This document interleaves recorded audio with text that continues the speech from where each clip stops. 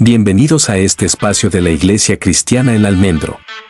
Palabra y verdad. ¿Cómo identificar las iglesias que predican el Evangelio de la Prosperidad? En este falso evangelio, la gente lo que recibe es un sermón que trata de acariciar su oído, que lo que trata es de ser motivacional, trata de mostrarle a la gente una vida color de rosa, una vida donde todos tus sueños, todo lo que tú quieras, puedes pedírselo a Dios porque si tienes fe, Dios no te lo va a negar. Hola, ¿cómo está? Mi nombre es Fabián Mejía. Bienvenido a este espacio llamado Palabra y Verdad, en donde la verdad está la palabra. ¿Cómo definiría el Evangelio de la Prosperidad? No hay otra manera de definirlo que no sea decir que es un falso evangelio. El señor Richard, que es pastor en la actualidad de Puerto Rico y también que hacía parte de un gran concilio en ese lugar, se ha arrepentido, ha salido del falso evangelio de la prosperidad. Graves consecuencias. Entre ellas, una de las primeras que minimiza el evangelio de Jesucristo. El evangelio de Cristo significa entrega, significa rendirse, significa negarse a uno mismo para seguir a Jesús, tomar la cruz. Y en el falso evangelio de la prosperidad se dice todo lo contrario, que tú vienes para que solamente Dios te bendiga, para que Dios te prospere, para que Dios te sane, para que Dios te dé bienestar por todas partes. Él explica cuáles son las consecuencias del evangelio de la prosperidad. Uno, que minimiza el evangelio de Jesucristo, y los que maximiza los gustos o la obra humana. Y este evangelio no solamente minimiza el evangelio, sino que imposibilita que un creyente busque la santidad. Fíjate que en este tipo de falsedad la gente viene y lo que es alimentado es su carne, es alimentado sus deseos carnales, lo que ellos quisieran que pase, a tal grado que lo que se enseña es un tipo de fe que al final no es la fe bíblica. Y este evita que los cristianos busquen su santidad y alimenta la carne.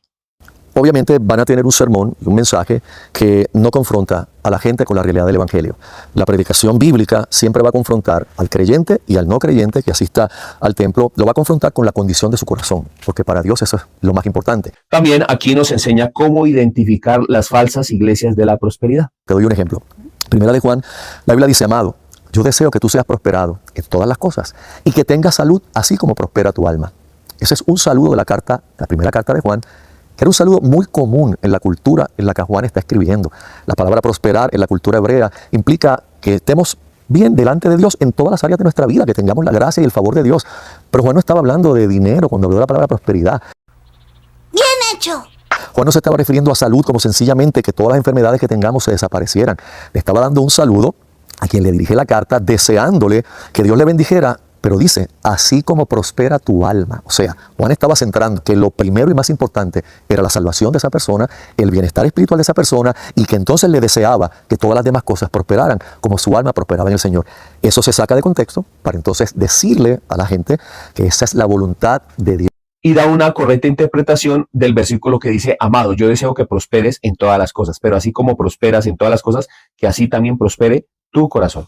Cosas sobrenaturales como diamantes que caen del cielo de repente, plumas de ave que son y que del Espíritu Santo, aceite que brota de alguna parte del templo. Todo eso se propone en este tipo de falso evangelio, y nosotros sabemos que obviamente esto es contrario a la Escritura, es contrario a la palabra, y Jesús trajo una gran advertencia solemne. O sea, va a haber gente en ese día que estuvieron en medio de actividades que parecían que eran de Dios, pero Él nunca los conoció. Aquí él también menciona algunas locuras del evangelio de la prosperidad, y menciona cosas con diamantes, también plumas, y eso que de pronto no ha visto los globos espirituales y muchas otras cosas que vemos en la actualidad. Cash Luna, Falso maestro, Dante Hebel, falso maestro, Yesenia Den. falso maestro. Estos y otros más Muchos otros. son falsos. Y estos falsos maestros tienen miles de personas, como usted dice. Miles de seguidores. Miles de seguidores. Me gusta la parte en donde él menciona algunos falsos maestros y también menciona las consecuencias. Por eso cuando yo hablo de esto, hablo con autoridad, pero hablo con compasión, porque yo estuve ahí y también prediqué. Y fui un pastor que predicaba cosas falsas sin yo entender que era falsedad. Yo creía que servía a Dios y que amaba a Dios y que estaba haciendo lo correcto. Y no pensé que estaba guiando a la gente a un camino que no era bíblico y que no era el evangelio puro. Él aquí manifiesta algunos comportamientos de algunos falsos maestros, y pues en todo esto también está hablando de algunos falsos maestros, y se pone también él como en algún momento él fue un falso maestro, cosa que nosotros también hemos admitido. Yo también fui un falso maestro, y es algo que me parece de un hombre derecho, correcto, y que se ha arrepentido y que demuestra verdaderamente que en él hay un arrepentimiento. Reconocer que militó en un camino errado es algo muy bueno. Ellos arrastran a miles y miles de personas que lamentablemente, si no se arrepienten, van a parar igual que ellos, separados de Dios para siempre. Por lo tanto, yo le diría a ellos que reflexionen, que vayan a la Escritura, que sean como los creyentes de Berea, que comparen cada día con la Escritura lo que están oyendo y que se arrepientan de ese camino y huyan de estas personas. Ahí no se puede ir con paños tibios, ahí hay que correr, hay que huir, porque este evangelio falso representa un gran magnetismo, una gran fuerza. Mucha gente una vez que está ahí dentro están ciegos. También te dice qué debes hacer cuando estés en una iglesia de la prosperidad. Dice que tienes que correr y huir de ese lugar. Y se requiere la gracia soberana de Dios, la acción del Espíritu Santo realmente para alumbrar el corazón de ellos. Hay muchos creyentes que están haciendo un trabajo muy importante a través de blogs, como tú lo estás haciendo, a través del púlpito, predicando el Evangelio, no solamente a la congregación, sino permitiendo que la voz salga para que toque a otros en otras congregaciones como esas y Dios les alumbre con la verdad. Esto me hace recordar un texto en Apocalipsis que me dice: pueblo mío, huye de allí, para que no participes también del castigo que se le va a dar a aquellas personas. El texto está en Apocalipsis capítulo 18, versículo 4. Cuando yo fui a oírlos, tengo que decirte que me cautivaron. Fue increíble, me cautivaron, me cegué, leí toda la literatura que pude, compré todos los libros de maestros falsos como Kenneth Hagin, que se le considera el padre de este tipo de movimiento, Kenneth Copeland, todos estos que todavía están hoy. Yo me leí cuanto material había. También aquí él menciona algo de acerca de cómo fue su crianza en el evangelio y de cómo llegó al falso evangelio de la prosperidad. Entonces, él se crió en una iglesia pentecostal, ¿cierto? Y creció en el evangelio. Pero tuvo un momento en donde empezaron a haber un boom allí en Puerto Rico de las iglesias de la prosperidad, iglesias que tuvo un movimiento grande a través del señor Kenneth Copeland, Kenneth Hagin, y este señor alcanzó a leer pues sus libros y toda esta cantidad de movimientos. Entonces para él fue muy atractivo, a él le encantó, dice que él se enamoró de este tipo de evangelio. Valvido. La otra cosa es el deseo de la multiplicación, pero no por la gloria de Dios, sino porque el poder que eso da, la personalidad que eso crea entre la gente. Y cuando veníamos para acá, en mi corazón comienza a haber una gran inquietud con que algo está mal, y no era nada físico, que algo faltaba en nuestra iglesia, algo no estaba bien. Hablé con alguna gente y me decían: pastor, pero si ya estamos para mudarnos, todo está perfecto. Eran años de vacas gordas en Puerto Rico, en Estados Unidos, las finanzas de la iglesia estaban súper bien, todo estaba bien. Los amigos pastores venían a pedirme consejos de cómo habíamos crecido la iglesia, que yo le diera los consejos de cómo hacerlo, a ese nivel. Dice que el evangelio de la prosperidad solamente se preocupa por crecer, por tener un boom grande ante la sociedad, por tener un renombre, pero no se está preocupando tampoco por las almas. Valvido. Comenzar a reflexionar, a buscar, a indagar qué cristianos veo más centrados en el evangelio. Empecé a encontrar denominadores comunes en las iglesias bíblicas, en las iglesias reformadas, en iglesias que tenían la palabra de Dios como lo primero en sus vidas, cristocéntricas, Cristo como la prioridad en la predicación. Y en ese denominador común fue que explotó de repente lo lejos que estábamos del evangelio puro, cómo nos habíamos contaminado. Eso fue como una avalancha. Y ahora la pregunta era: ¿qué hago? Su conversión fue por medio de un material también que le llegó de unos estadounidenses, los cuales le invitaron para que expusiera este material, y allí el material era de cómo estaba el evangelio en la actualidad frente a las iglesias o frente al cristianismo. Y también él dice, como lo voy a mostrar a continuación, que él buscó material como este, o sea, material en donde a usted le enseñan expositivamente la escritura, en donde me preocupo por enseñarle a usted verdaderamente con la Biblia en mano y escrituralmente las verdades bíblicas. También hay que recordar que yo imagino que vería, por ejemplo, predicadores como el señor R.C. Sproul, Paul Washer. En realidad no sé porque no los menciona allí, pero sí dice que el material fue sacado a través de ¿qué? De los bloggers de aquí, de este material de YouTube. Valentía la dio el Espíritu, la dio la gracia de Dios, y continuamos enseñando el evangelio. Y luego lo más difícil, tomar la doctrina y llevarla a la eclesiología. Una cosa es proclamar doctrina, y otra cosa es decir: ahora la doctrina tiene que cambiar la iglesia, cómo la iglesia hace las cosas. Y fuimos a examinar qué de lo que hacemos es bíblico, qué de lo que hacemos no es. Y fuimos punto por punto, doctrina por doctrina, ministerio por ministerio. Lo importante es que, como voy a mostrar, al hombre no le importaron las consecuencias, porque obviamente sí hubieron consecuencias. En realidad, pues no quiero colocar todo esto, pero el cosas que dice es que él empezó a examinar doctrina por doctrina y empezó a evaluar ministerio por ministerio. O sea, empezó a mirar qué ministerio era correcto dentro del cuerpo de Cristo. Y también termina diciendo que se le fue el 50% de las personas en su iglesia. Eso explotó en una gran bomba, donde mucha gente entonces decidió salir de la congregación porque entendían que ellos necesitaban esas cosas que nosotros estábamos eliminando. Fueron a buscarla en otros lugares y Dios nos dio la gracia, el denuedo de permanecer firmes sin importar si menguaba. Pero vuelta atrás no había, porque una vez que Dios te muestra la claridad del evangelio, ir atrás ya sería con graves consecuencias para tu alma inclusive. Así que eso es cortito el testimonio. ¿Cuántas personas, cuántos miembros perdió cuando... Es la mitad. Aquí el Señor también nos va a explicar cómo identificar una sana doctrina. Entonces, lo primero que Él dice, y es algo con lo que yo estoy completamente de acuerdo y debe ser la base de toda persona que llegue al arrepentimiento, que se acerque a Dios, y es la predicación expositiva. O sea, que a usted cojan la Biblia, le lean el versículo y se lo expongan, y que usted tenga la Biblia para constatar de que lo que yo le estoy diciendo es verdad. La predicación de la palabra debe ser expositiva. En los falsos evangelios siempre se predica temáticamente. O sea, la persona, el maestro, busca un tema y lo acomoda. O sea, hace que la Biblia se acomode a lo que quiere decir. Pues yo quiero predicar, por ejemplo, de prosperidad. Pues vamos a buscar Primera de Juan, vamos a buscar por aquí un salmo, vamos a buscar la historia de Abraham, que Dios lo hizo riquísimo en su tiempo. Y con esos versos que están fuera del contexto gramatical, literal, histórico, yo los marroneo en un buen lenguaje boricua y los hago que encajen en lo que yo quiero decir. Otra de las cosas que él dice, que cómo se puede identificar una iglesia de la prosperidad o una iglesia correcta y bíblicamente correcta, bien establecida, es a través de cómo se gobierna la iglesia. ¿Cómo se gobierna la iglesia? Una iglesia bíblica debe tener una eclesiología sana. La Biblia nunca ha tenido en mente el gobierno de un solo pastor, el gobierno de un monarca.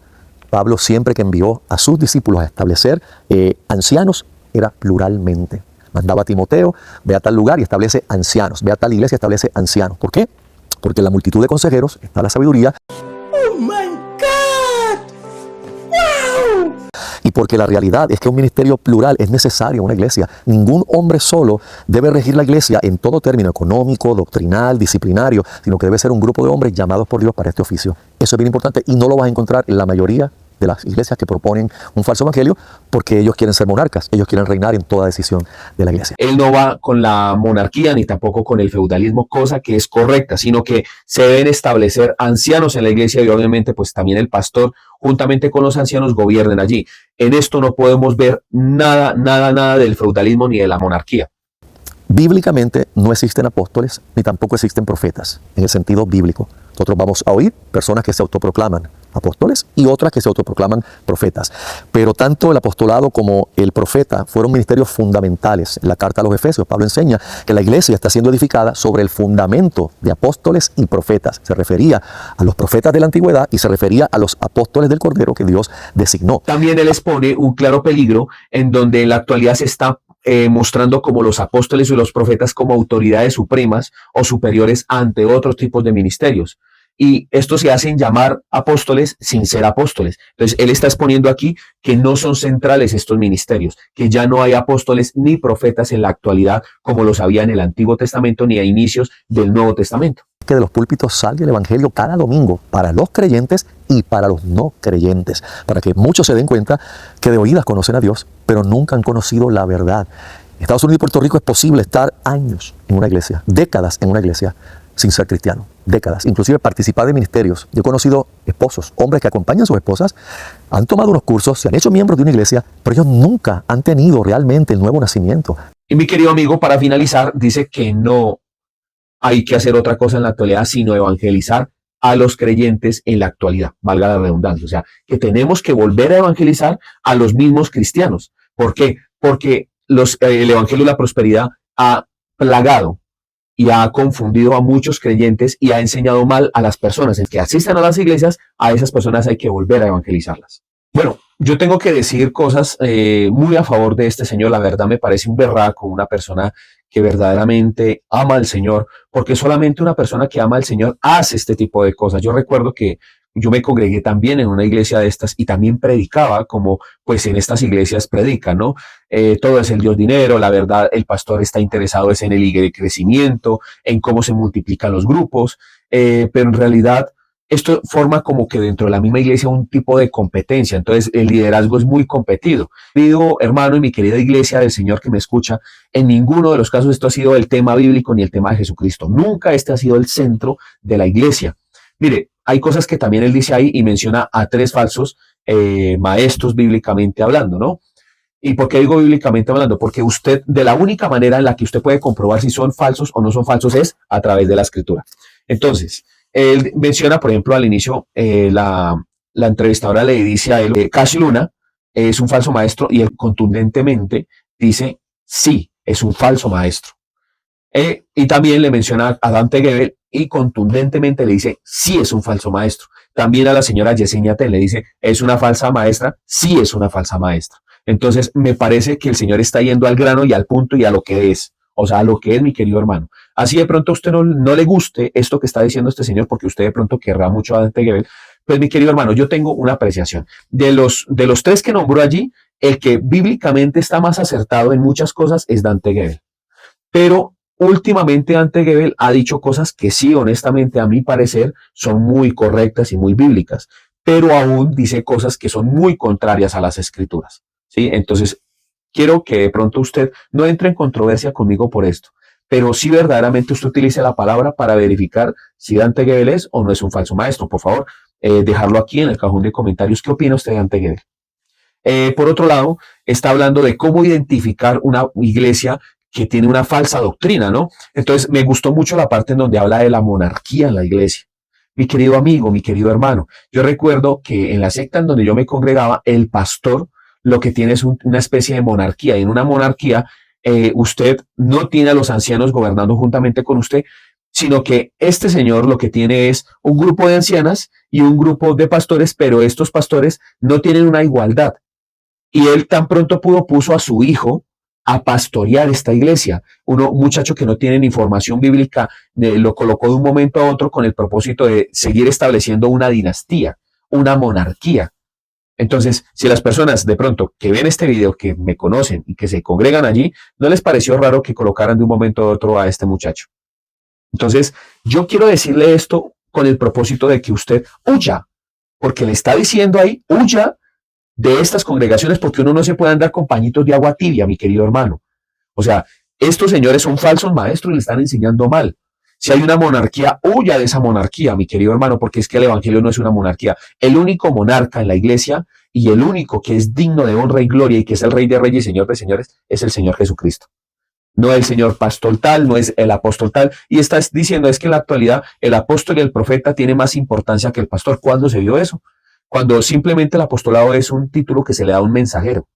Y el profeta simplemente era un hombre que hablaba en pos de lo que Dios le quería mostrar en el Antiguo Testamento. Ahora el profeta en el Nuevo Testamento es todo aquel que predica el Evangelio, pero no hay cargos, no hay hombres que estén por encima de otros.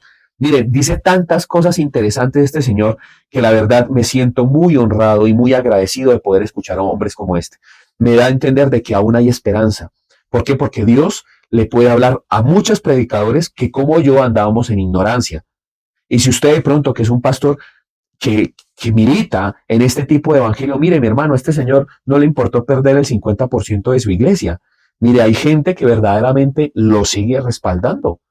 ¿Y esto es por qué? Porque Dios pone gracia en este tipo de personas. No porque este hombre lo merezca, porque no merecemos nada, mi querido hermano. Si predicamos mal, lo único que merecemos es la condenación. Pero este señor se está arrepintiendo. ¿Qué espera usted para arrepentirse? Mire, yo tengo hermanos y conozco hermanos. Mire, les voy a mencionar dos casos. Conozco un amigo que me dijo, hermano, no me escriba más, porque si usted me escribe más y me deja comentarios en Facebook, lo que va a suceder es que ya no me van a dejar seguir cantando en esa secta. Hágame el favor. O sea, lo que le importa es seguir cantando en ese lugar. Y si mi amigo me ve, pues lastimosamente, posiblemente ya me deje de hablar. Y también tengo otro amigo que es un pastor, es un conocido. Pues digo amigos porque pues en realidad hablamos. Y yo he tratado de decirle, venga, arrepiéntase, venga a los caminos del Señor. Pero el hombre, suena raro, ¿no? Decirle a un pastor que venga a los caminos del Señor, ¿no? Pero el hombre dice que él no puede predicar la sana doctrina porque ya tiene adoctrinadas a las personas al evangelio de la prosperidad, y si él predica algo diferente, pues la iglesia se le va a ir. Hágame el favor. Mire, de verdad, mi querido hermano que me escucha, mi querido pastor, líder de la iglesia, si usted está pervirtiendo a la iglesia del Señor, note la advertencia que hace el Señor Jesús. Dice, si alguno de estos le es piedra de tropiezo a alguno de mis pequeños, es mejor que se amarre una cuerdita con una piedra y se bote a la profundidad de. Ya conocemos que a dónde le está mandando a botarse, ¿no? Allá juntamente donde él manda los pecados y nunca más se acordará de ellos, ¿no? A lo profundo de la mar. Mi querido hermano, mi querido amigo, arrepiéntase en el nombre del Señor Jesucristo.